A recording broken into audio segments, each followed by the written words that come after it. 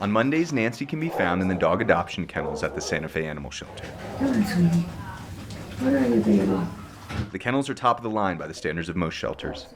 Warm-colored tiles coat the walls. Natural light streams in through multiple large glass windows. Families and volunteers roam slowly through 2 hallways, bouncing from one kennel to the other, lifting latches to swing kennel doors open and greet the tail-wagging residents. Nancy sits on the well-trodden, painted concrete floor, between a small tiled ledge and a metal drain. Come on now. She is unaware of the soft colors that surround, or the sunlight coming through the windows until it hits her skin. Her weathered wooden cane leans against the ledge as she pets Poncho, What you doing, puppy baby?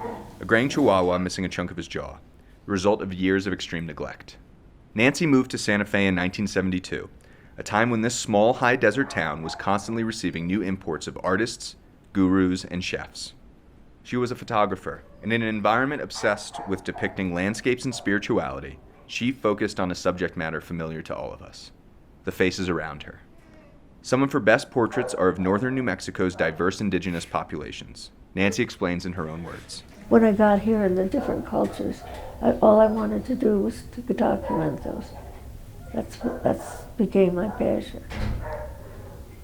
And it was people that interested me, not the houses or the landscape so much, but the people. The shots are candid depictions of contemporary life in the region's often marginalized Native American reservations. Nancy describes a life-changing moment that transpired on her way back from one of these communities. The doctor said it was a bilateral central vein occlusion, is what he called it. We were driving home from the Jicarilla Reservation. Luckily, I wasn't driving. And just all of a sudden, one eye was gone. No pain, nothing like that. Just it was gone. And the other one was only partially there.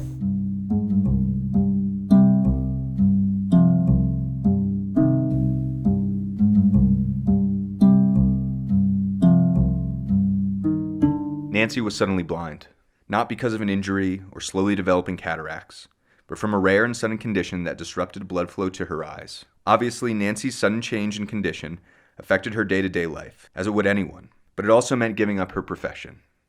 It even changed her retirement plans. I planned to volunteer at the Wheelwright Museum, but I couldn't do that because I couldn't see. As a side note here, the Wheelwright Museum is dedicated to preserving indigenous art and culture. So I finally thought of the shelter, and I thought that's something I could do, is go sit with these dogs. I sit with the dogs in their little kennels, and I try to give them the love they need. There's so much human to them. They're so similar to people in ways.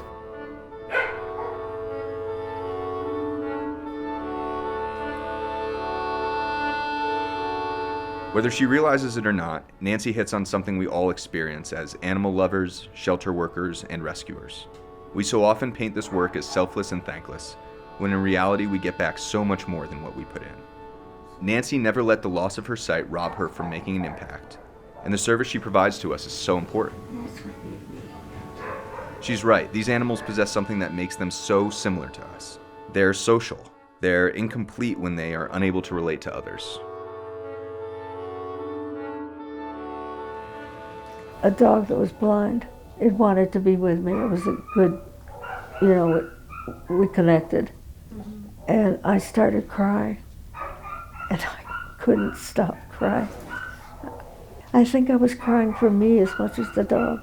The two of us were in a similar place, and I was thinking about what it was like for the dog, and I guess that triggered what it was like for me. So many of our dogs here are missing something. Some, like Nancy, have lost the ability to see. Some are deaf or paraplegic. Some have no physical disabilities whatsoever, but have deep emotional scars resulting from lifetimes of abuse. Those are the saddest cases of all. But socializing these dogs in their kennels is the great equalizer. To Nancy, the loss of one of her senses means nothing in this environment. I've learned I don't need to see here. Touch and